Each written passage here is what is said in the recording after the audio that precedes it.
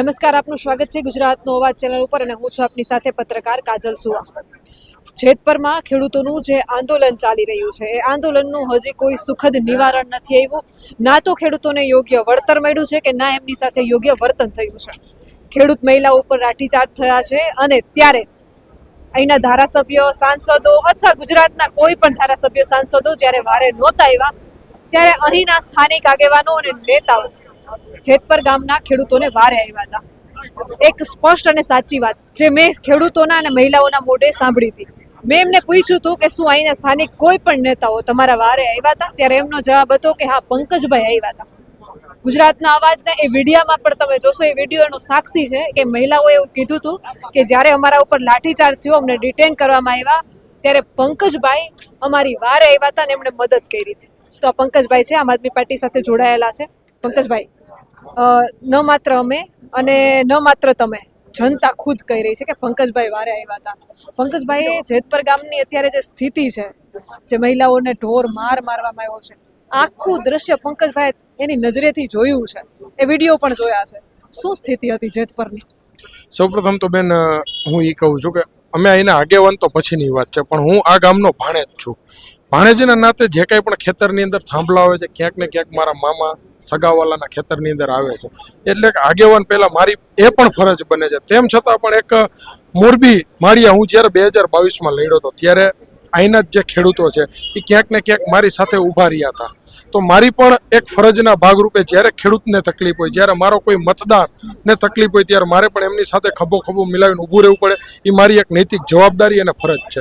આ ફરજના ભાગરૂપે જ્યારે ખેડૂતોની એવી માગણી હતી કે કોઈ પણ જાતનું 1 રૂપિયો વળતર આપ્યા વગર આ કંપનીના લોકો પોલીસ પ્રોટેક્શનને સાથે લઈને અમારા ખેતરની અંદર, કાળજારૂપી ખેતરની અંદર જ્યારે થાંભલા ખોડવામાં આવી ગયા છે, તો આ લોકો કામગીરી બંધ કરતા નથી.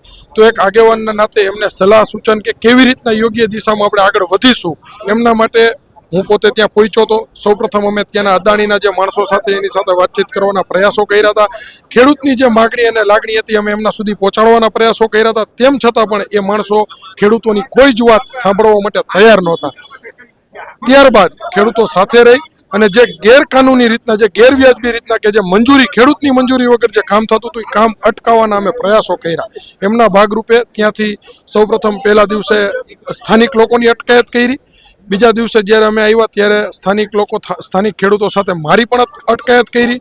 પણ ધન્યવાદ અહીંની જનતાને આપીએ છીએ, કારણ કે જ્યારે અમને અટકાયત કરી, અમારી ઉપર જ્યારે કેસો દાખલ કરવા માટે થઈને અમને જ્યારે પોલીસ સ્ટેશને લઈ જવામાં આવ્યો, ત્યારે આ જ ખેડૂતના માતાઓ, બહેનો, દીકરાઓ અને આગેવાનો અમારા વહારે આવ્યા હતા, અમારી સાથે પણ ઊભા હતા. અને એમને જ્યારે રોડ ચક્કાજામ કરીને એક જ માગ કરેલી હતી કે સૌપ્રથમ તમે જે અમારા આગેવાનોને લઈ ગયા છો એમને ત્વરિત ધોરણે મુક્ત કરવામાં આવે, ત્યારબાદ બીજી વાત થશે ને ત્યારબાદ રોડ રસ્તાઓ ખુલ્લા થશે.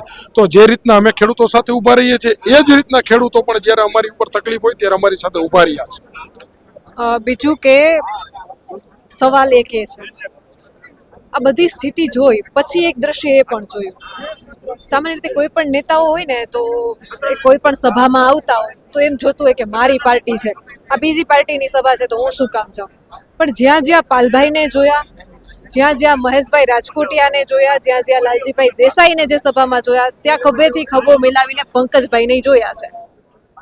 પક્ષ પાર્ટી નથી જોયું. ખેડૂતોનો મુદ્દો હતો તો હાજરી આપી છે. પછી એમને, હું જાણું છું, પત્રકાર છું એટલે કે ઓફ કેમેરા અને ઓન કેમેરા નેતાઓના વર્તને અલગ હોય છે, જનતાની સામે અલગ હોય છે, જનતાની પાછળ અલગ હોય છે, અંદર ખાને આગેવાન થવાના શોખ, હરખ અને ખારખેદે હોય છે. પણ એમ છતાં એ બધું પર રાખીને પાર્ટી જોયા વગર બધી જ સભાઓમાં હાજરી જોઈ છે. બેન, આ મુદ્દો જે છે ને એ મારા ખેડૂતનો છે. હું એક ખેડૂતનો દીકરો છું.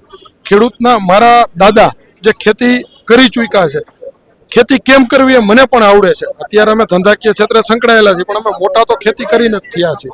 એટલે અત્યારે ખેડૂત ઉપર શું વેદનાઓ વીતી રહી છે, આ વેદનાઓ સાથે સહકાર આપવાની એક મારી જવાબદારીનો ભાગ માનું છું. પક્ષ, પાત, પાર્ટી તો 2 નંબરની વાત છે, અલગ વાત છે. પણ અત્યારે જ્યાં જ્યાં ખેડૂતોની વાત થતી હશે, ખેડૂતો સાથે અન્યાય થતા હશે અને હું તો તમને બેન એ કહેવા માગું છું કે મતદારો થકી કોઈ પણ ધારાસભ્ય બનતો હોય છે તો તેના વિસ્તારના મતદારો થકી ધારાસભ્ય બનતો હોય છે. કોઈ પાર્ટીનો મોટો નેતા એને ધારાસભ્ય બનાવવા નથી આવતો બેન. આજે ધારો કે હું આમ આદમી પાર્ટી સાથે છું, હું જ્યારે લડીશ અને કદાચ હું જીતીને ધારાસભ્ય બન્યો તો મારું ઋણ મારી જનતા ઉપર છે. મારી જ્યારે જનતા જે છે, જે મારા મતદારો છે, મારો જે વિસ્તાર છે, એને જ્યારે આફત આવે, જ્યારે એનો સંકટનો સમય હોય ત્યારે કદાચ મારી સરકાર હોય તો મારી સરકાર સામે પણ મારી જનતા માટે થઈને કદાચ બાયો ચડાવવી પડે ને તો ચડાવવાની ફરજ પડવી જોઈએ. કારણ કે જનતા થકી નેતાઓ છે, નેતા થકી જનતા નથી. અત્યારે આ નેતાઓ જે છે એ પૈસાના પાવર ઉપર અને ખાલી માત્ર ને માત્ર એક બે નામ થકી નેતાઓ બની જતા હોય છે. આ નેતાઓમાં જે કહેવાય ને પહેલા જેવો કોઈ પાવર વધ્યો જ નથી. કારણ કે મેં જેમ પહેલા પણ કીધું હતું કે અત્યારના જે ભાજપના નેતાઓ છે એ જે જીતી જાય છે, જીતા પછી તરત જ એને ઓપરેશન થિયેટરમાં લઈ જઈને એનું મોઢું બંધ કરી દેવામાં આવતું હોય છે, એની જીભ કાપી નાખવામાં આવતું એવું લાગી રહ્યું છે. કારણ કે તમે જુઓ, જ્યારે કોઈ બીજી પાર્ટી સાથે જોડાયેલો વ્યક્તિ હશે ત્યારે થનગનાટ કરતો હશે, લોકો માટે બોલતો હશે, એ જ વ્યક્તિ જ્યારે ભાજપ સાથે જતો હશે, તમે બેન શું માનો છો? અમને કોઈ ડરાવવા ધમકાવવાના પ્રયાસો નહીં થતા હોય? અમને લઈ જવાના પ્રયાસો નહીં થયા હોય? હા, મેં સાંભળ્યું છે તમને પણ નોટિસ આપવામાં આવી છે 1-2 દિવસમાં જ. 100% બેન. જ્યારે ખેડૂત સાથે અમે મહેનત કરી છે, ખેડૂત માટે મથી રહ્યા છીએ, ખેડૂતના પ્રશ્ન માટે મહેનત કરી રહ્યા છીએ, ત્યારે જે બનાવ 6-7 મહિના પહેલા બનેલો હતો, જે એક્સિડન્ટનો બનાવ હતો, જેની અંદર મારી કોઈ ભૂમિકા નથી, જે મને કોઈ વસ્તુનો ખ્યાલ નથી, એ બનાવ પોલીસવાળાએ બંધ કરી અને કોર્ટની અંદર કેસ પૂરો કરી નાખેલો હતો. એ કેસ ફરી પાછો રીઓપન કરાવ્યો. 9 તારીખે રીઓપન કરાવ્યો. 11 તારીખે મને વોટ્સઅપ થકી ત્યાંના જવાબદાર અધિકારી એટલે કે પીએસઆઈ કે પીઆઈ થાણા અધિકારી દ્વારા મને નોટિસ મોકલવામાં આવી. મને 6 દિવસમાં જવાબ લખાવવા માટે થઈને મજબૂર કર્યો. કારણ કે અમને અત્યારે અમારું જે ફોકસ છે ખેડૂતની લડાઈ માટેનું હતું. 15 તારીખે તમે જુઓ છો કે જે ખેડૂત સાથે આંદોલન છે, ટ્રેક્ટર લઈને જવાના છે, તો ક્યાંક ને ક્યાંક આની અંદર અમે ન જોઈ શકી, ક્યાંક અમારો અવાજ દબાવવાના પ્રયાસો થાય, અવાજ તોડવાનો પ્રયાસો થાય. એના ભાગરૂપે માત્ર ને માત્ર આ એક એજન્ડકીય હું આને ગણું છું, કોઈ નેતાના ઈશારે ગણું છું કે જેની અંદર મારી કોઈ ભૂમિકા જ નથી. છતાં પણ નોટિસ આપી જવાબ લખવા માટે બોલાવીને અમને ડરાવવા ધમકાવવાના પ્રયાસો થાય છે. પણ આ મારો પોતાનો અવાજ દબાવવાના પ્રયાસો નથી. આ અમારા જે ખેડૂતો છે એમનો અવાજ છે. અમારા જે ન્યાય મેળવવા માટે જે દોડતા વેપારીઓ હોય, ઉદ્યોગકારો હોય, નેતાઓ, ખેડૂતો હોય કે અમારા વિસ્તારની કોઈ પણ સામાન્ય મા, દીકરીઓ, બહેનો કોઈ પણ હોય, એમના માટેનો અવાજ છે. અવાજ કોઈના બાપની તાકાત નથી દબાવી શકે.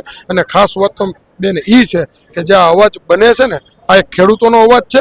અને ખેડૂત જેમ જમીનની અંદર કણમાંથી મણ પેદા કરવાની જે તાકાત ધરાવે છે ને, એ જ રીતના જ્યારે જરૂર પડે ને તો આ ખેડૂતનો દીકરો સરકારના મૂળિયા કાઢવાની પણ તાકાત ધરાવે છે. તમારા અહીંના સ્થાનિક ધારાસભ્ય એમનું સ્ટેટમેન્ટ મેં અને મીડિયાએ બધાએ સાંભળ્યું છે. એમનું સ્ટેટમેન્ટ હતું 10 વર્ષના બાળકને ડિટેન કરવામાં આવ્યો. આપ ત્યારે લડતા હતા, એ ખેડૂતોને, એ બાળકોને છોડાવવાના પ્રયત્ન કરતા હતા અને તમારા ધારાસભ્ય એવું કહેતા હતા કે જેલમાં જઈએ તો બાળકો મજબૂત થાય. હું એ જેલમાં ગયો હતો. આ એનું સ્ટેટમેન્ટ હતું. તો એક આટલા જવાબદાર વ્યક્તિ, ધારાસભ્ય, આટલી મોટી ઉંમરના, એનું આવું સ્ટેટમેન્ટ તમે કઈ નજરથી જોવો છો? બેન, ખાસ તો તમે એ જુઓ, જ્યારે આવી રીતના કોઈ આંદોલનો થકી જેલમાં જવાનું જ્યારે બનતું હોય ત્યારે ભાજપનો કોઈ નેતાનો સગોવાળો એની અંદર સંડોવાયેલો કે ભેગો નહીં હોય. ભાજપનો કોઈ નેતાનો દીકરો જેલમાં ગયો અત્યાર સુધી તમે જુઓ, શું કામ નથી જતા? કારણ કે આ લોકોને બોલવાનું, દેખાડવાના આદત અલગ છે, ચાવવાના આદત અલગ છે. આજે હું જેલમાં જાઉં અથવા કોઈ પણ ખેડૂતનો દીકરો જેલમાં જાય તો રાતે એના મા બાપને ઘરે જમવાનું કે વારું ભાવે? કારણ કે એનો દીકરો જ્યારે જેલમાં બેઠો હોય અને એના મા બાપ ઘરે કેવી રીતના શાંતિથી બેસી શકે?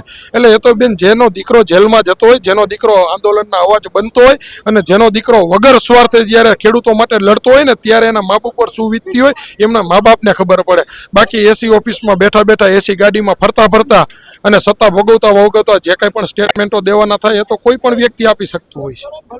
પંકજભાઈ, 15 તારીખની શું તૈયારી છે તમારી? 100% બેન, આ લડત ખેડૂતો માટેની છે. 15 તારીખની અમારી તૈયારીના ભાગરૂપે કાલ જ અહીંથી જેટલા પણ લોકો નીકળવાના છે એમની એક યાદી બની ચૂકી છે. એમના માટે જે કંઈ પણ સાથ સહકાર સહયોગ ખેડૂતો નીકળતો હોય તો એમને ડીઝલની તકલીફ ન થાય, એમને જમવાની તકલીફ ન થાય, એના માટેની સંપૂર્ણ જવાબદારી સાથેની અમારી તૈયારી છે. અને આ તૈયારીના ભાગરૂપે ખેડૂતો 100% ગાંધીનગર જે રીતના ઘેરાવ કરવાનો જે છે, કારણ કે પોતાનો હક માગે છે, પોતાની લડાઈ માટેનો અધિકાર માગે છે, એટલે એની સાથે 100% ખંભે ખંભો મિલાવી અને અમે જોડાવાના છીએ અને અમે જવાના જ છીએ. બીજું કે સ્થાનિક જે મોટા આગેવાનો છે, ઉદ્યોગપતિઓ છે, કોઈ અહીંના સ્થાનિક લોકો જે ખરેખર સેવાકીય પ્રવૃત્તિ સાથે જોડાયેલા છે, એ બધા જ લોકો પેટ્રોલ ડીઝલના અને ખેડૂતોના આંદોલનમાં ફાળાઓ પણ લખાવી રહ્યા છે.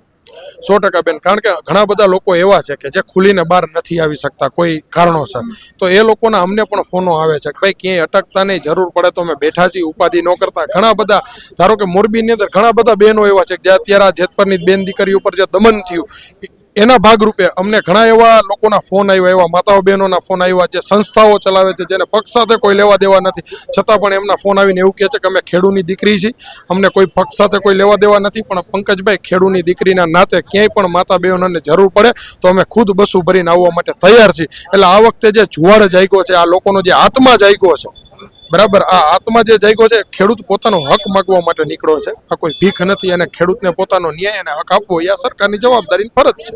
મોરબીમાંથી અંદાજે કેટલા ટ્રેક્ટરો નીકળશે, કેટલા ખેડૂતો નીકળશે, કેટલા વાગે જવાનું છે?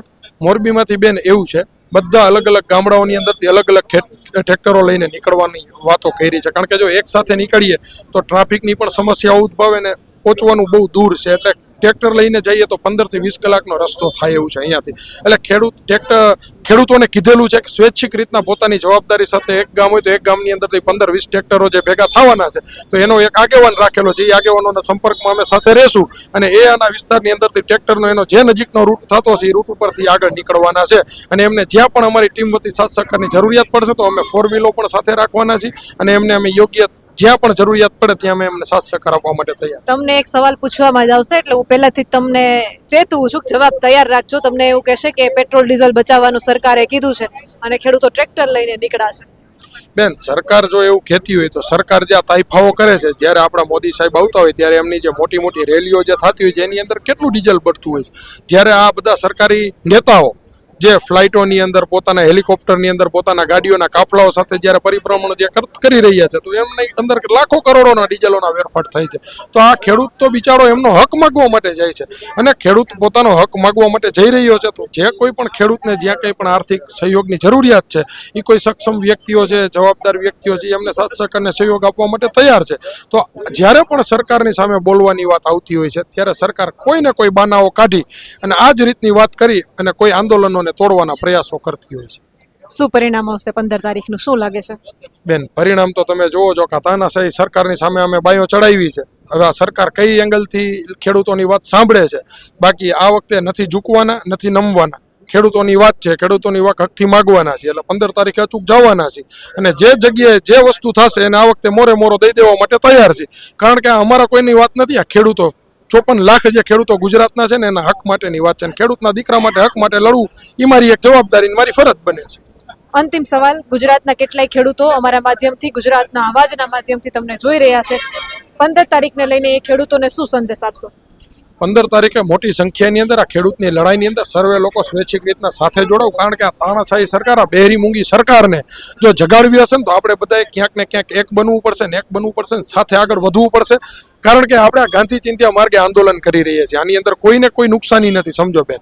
અને ખેડૂતો તમામ ગામની અંદરથી, તમામ તાલુકા, તમામ જિલ્લાઓની અંદરથી એક સાથે ખેડૂતો મોટી સંખ્યાની અંદર આવે અને ખેડૂતોની શું તાકાત છે એનો પરિચય આપે. આટલું જ હું તમારા માધ્યમ થકી ખેડૂતોને સંદેશો પહોંચાડવા માંગુ છું. 15 તારીખે મોટી સંખ્યાની અંદર સર્વે સાથે જોડાવ.